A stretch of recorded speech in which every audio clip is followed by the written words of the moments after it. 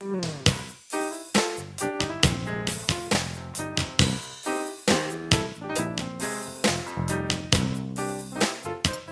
have a confession to make, Ben. She's not really your aunt. What do you mean? Aunt Jemima. But Mrs. Butterworth, she is your aunt. Oh, really? Yeah, she's your mother's sister. I love pancakes, Dad. God, I love them. You know, your definition of a short stack has changed over the years. Well, I go by a human scale. Oh, you mean it's in proportion to you? Yeah.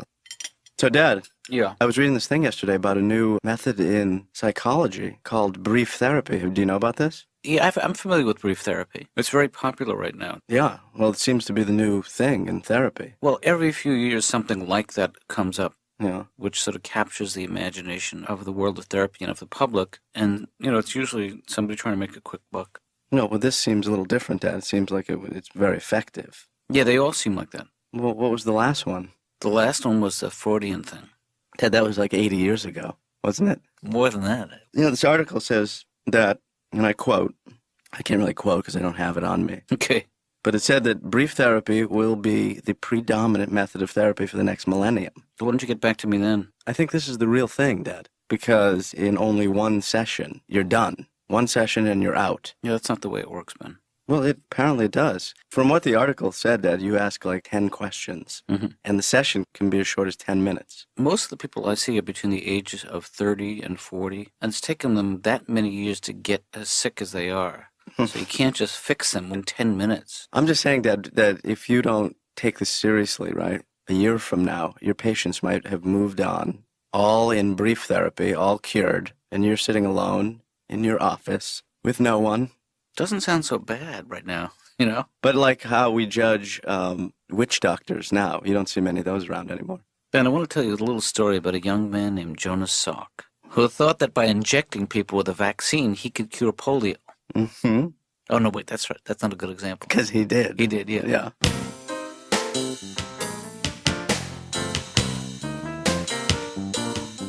Laura? Yeah? I want to tell you, I just had a great session with a patient, a really insightful session with my last patient. Great. And I think I'm on the top of my game, actually. Super.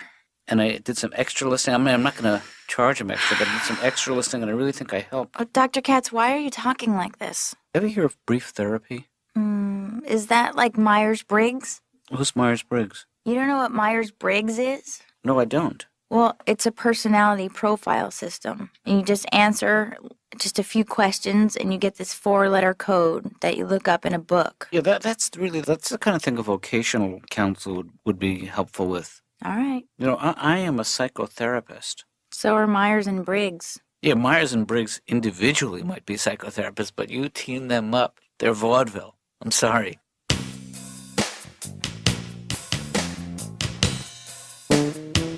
What is it that prompted you to come to therapy? I had a lot of things on my mind. I'm going through a divorce. It must be very painful. Actually, it's very liberating. That was my next guess. Yeah. They lied to me. They told me that marriage was a contract. No, it's not. Contracts have start dates and end dates. Oh, and contracts have warranties, right? Well, They have warranties. If something goes wrong, you can take it back to the manufacturer. that's true. Your husband starts acting up. You can't take him back to his mama's house. Talking about, he broke. There must have been other things about him that bothered you. And he was so cheap. Cheap. Yeah. Whenever we go out, I paid all the tolls. Really? Oh, yeah, Doc, he'd back up to the toll so that the booth would be on my side. That's cheap. I think we need to update the marriage vows. Mm-hmm. I had to stand there in front of God, my family, saying till death do your part. We need to update them because that's Old Testament stuff. Right. Moses and them wrote that. True. They didn't have a problem making that type of commitment back then because they didn't live that long. Mm-hmm. They had good plagues and stuff like that. You know, so soon as you were getting tired of somebody, here comes some locusts will come in and just eat his ass up for you. We don't have plagues, nah. Now we have tofu and antibiotics and personal trainers. Yeah. So we just live forever. Yeah.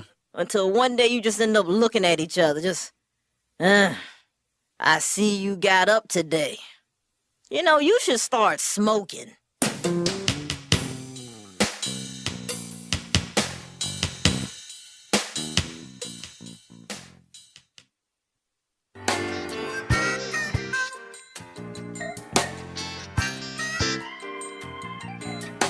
Dad.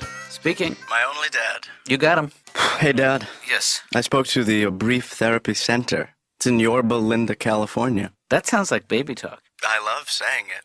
Yorba Linda. But I'm not Belinda. And neither are you, oddly enough. I spoke to a woman there Mm-hmm. for like 4 hours. Is it an 800 number they have? No. That's a long call to California, that's all. Well, it's mostly on hold. So you called them. So I spoke to them. They have a whole center dedicated to the study of brief therapy. Jeez, I wonder how they can afford a center with the zillions of dollars they've made on that brief therapy scam. Dad, I'm telling you, it's not a scam. I asked them if it were a scam, and they said no. That's reassuring. They're really doing some groundbreaking work there. They already built the clubhouse, squash courts. That's great, Ben, but They have a juice bar.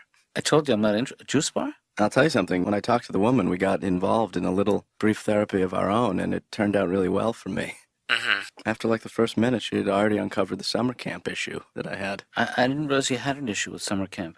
Dad, there was an incident, the summer camp situation. What incident? Refresh my memory. I don't want to go dredging it up now. I just did with a woman. Well, pretend I'm a brief therapist. Tell me about it. You know, it was much more easy to talk to her. Well, that's because she's not your father.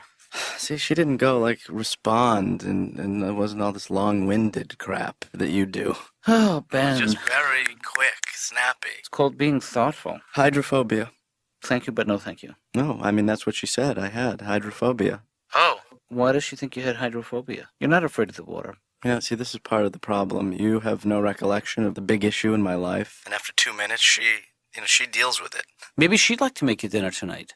Well, thanks for ruining my life, according to the woman. You will tell her I think that she's wrong and I'm right if you talk to her again. You're an evil man. I love you and goodbye. Do you really? I do. She said you didn't. She's afraid of water.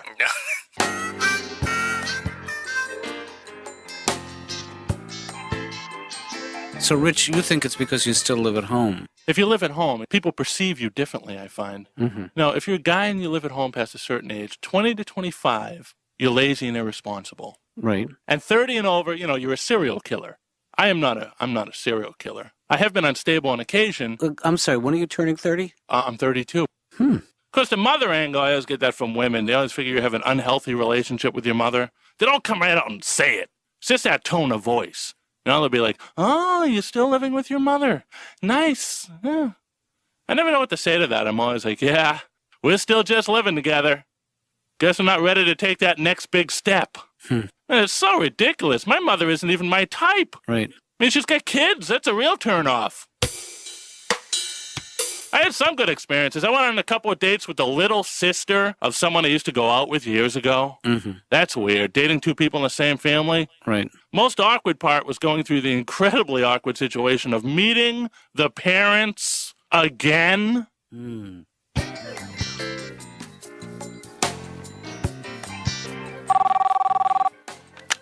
Dr. Katz's office. Laura, Hi. how you feeling? Fine? Really? Mm-hmm. Don't sound it.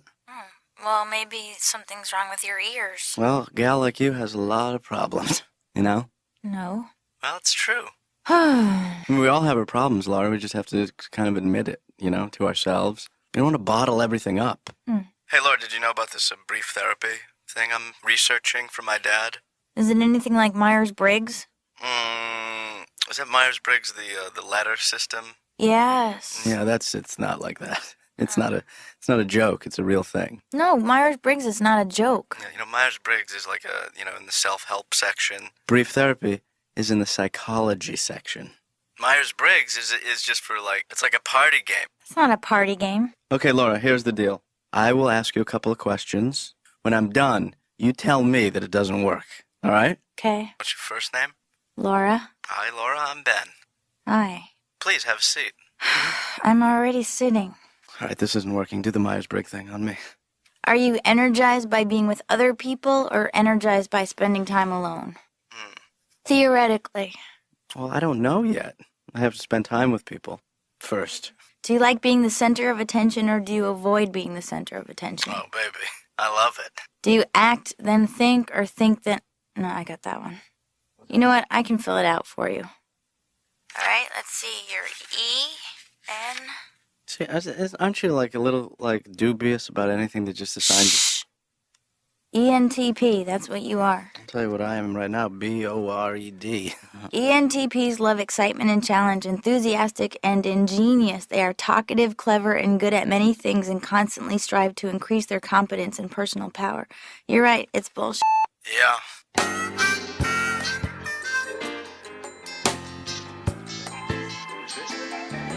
Here's the thing is that he is so convinced that I'm in the wrong business. Why? Well, he's worried about my ability to make a living. Well, sure. Is it like quick therapy? Well, I guess there's a whole school of thought where you can get to the core of somebody's problems almost in a few minutes. Really? I don't see how he could do that in such a short period of time. I mean, how can brief therapy bring about real change when to change, you need to change your belief system? Are you with me? You're preaching to the converted. Yeah. Do you put any stock in that? No, I have spent too much time in the field. It's like giving somebody like one Prozac pill. How did they get to this? Do you know how it works? Yeah, they ask certain key questions. Oh. Like, what the hell is wrong with you?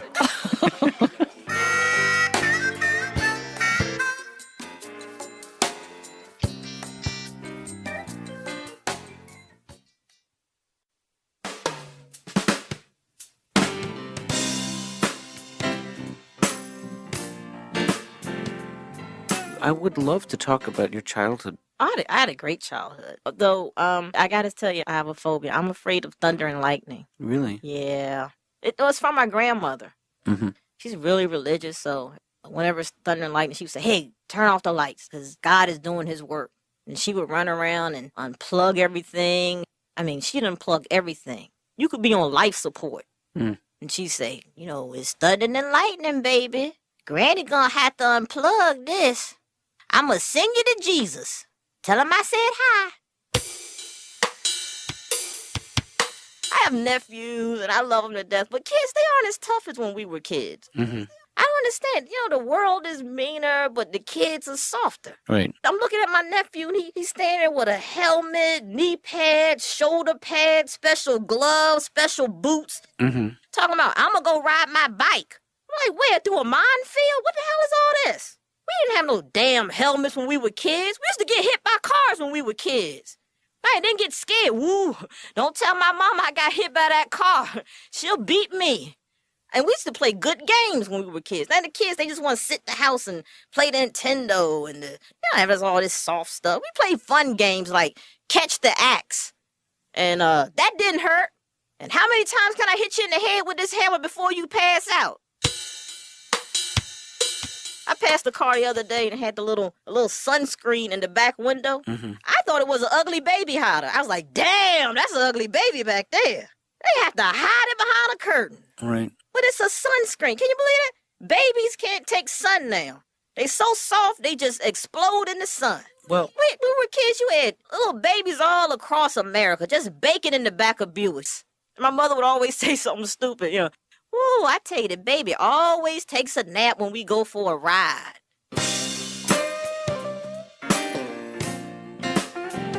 hello?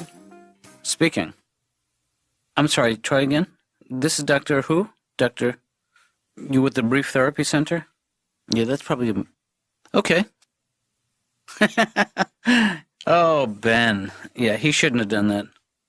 I am practicing. In fact, I'm going to start practicing it again in about 2 minutes.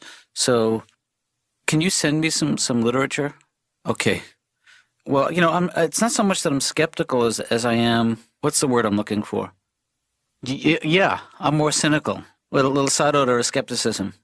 Now, when you say brief, how fast are you talking about? Wow, that is fast.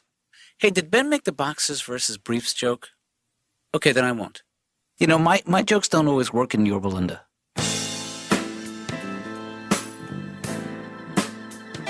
Hey, Laura, I wish you would screen my calls a little more carefully because I really was not interested in talking to that woman. At the end of the conversation, why did you say, hey, thanks so much for calling and I'll get back to you? Well, I was trying to be polite, but I don't need someone selling me on a 3-week seminar in Yorba Linda, California. Sounds kind of nice. They have a 30-acre estate with a pool. And... Yeah, it doesn't really seem like it has very much to do with therapy or training. No, there are daily sessions. 3 hours a day you talk about brief therapy and you're trained in the use of that technique. And then the rest of the time you're on your own. It sounds like a picnic. Wow. But I don't need that kind of call in the middle of my workday. Are you going? Probably.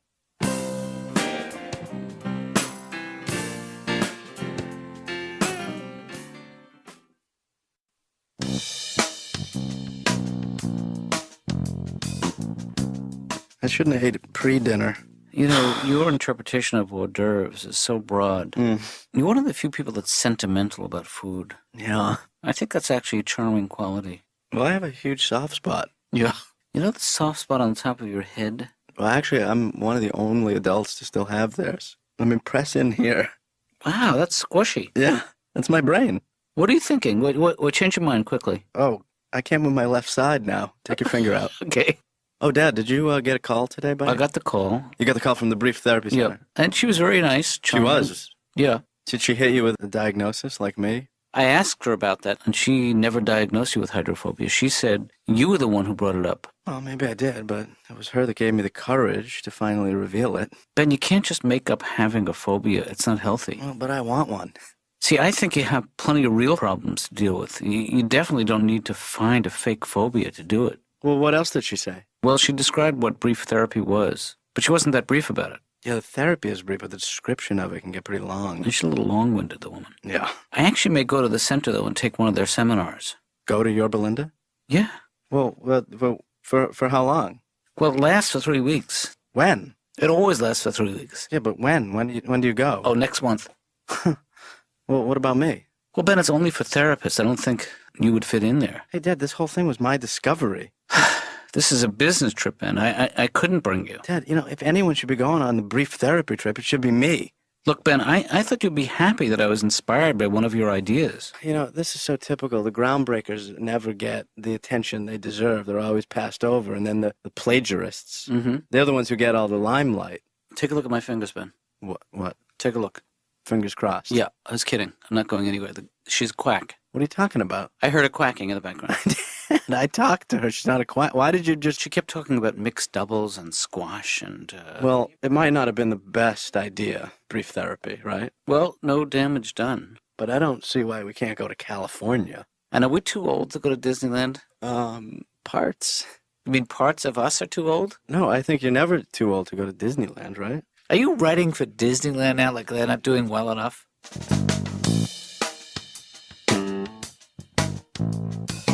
I didn't smoke in high school. I wish I could have. It looks cool. But I have asthma. I couldn't even hang out with the kids who smoke. Yeah. Just had to hang out with all the other kids who had asthma. So just a bunch of guys with their inhalers?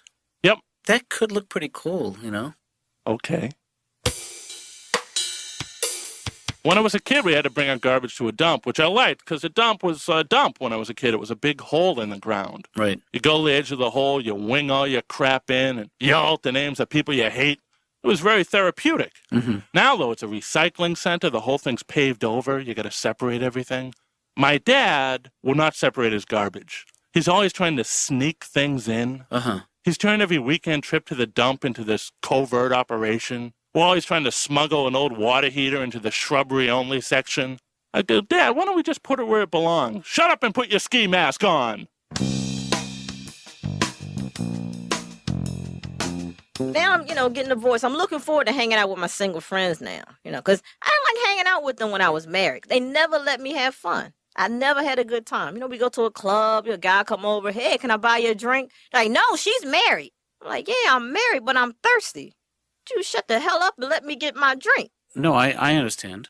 Women love free drinks. I didn't realize that. Oh, we love free drinks. I don't know, they just taste better. I don't know what it is about a free drink makes you want another one. It might be the alcohol.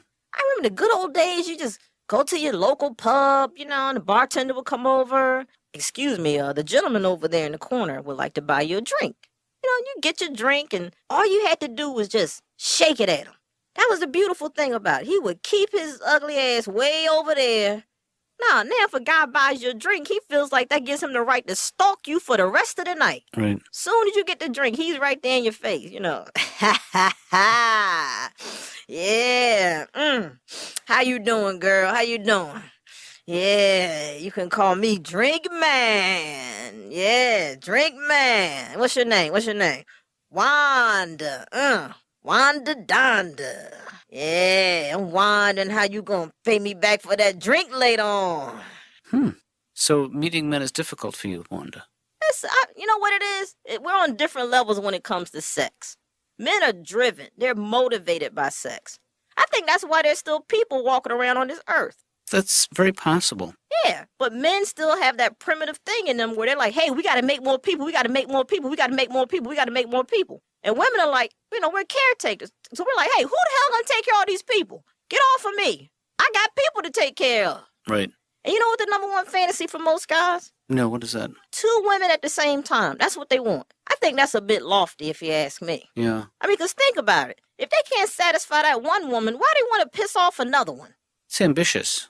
Well, maybe some fellas are great lovers. Maybe they deserve 2 women. Maybe they do. But you know what? I think they should have to earn it. It should be earned. You know, like in a video game, you get so many points, you get an extra life. Mhm. I think it should be the same thing with sex. You know, you're doing such a great job. She's like, oh, I can't take anymore. Ding, you get an extra woman.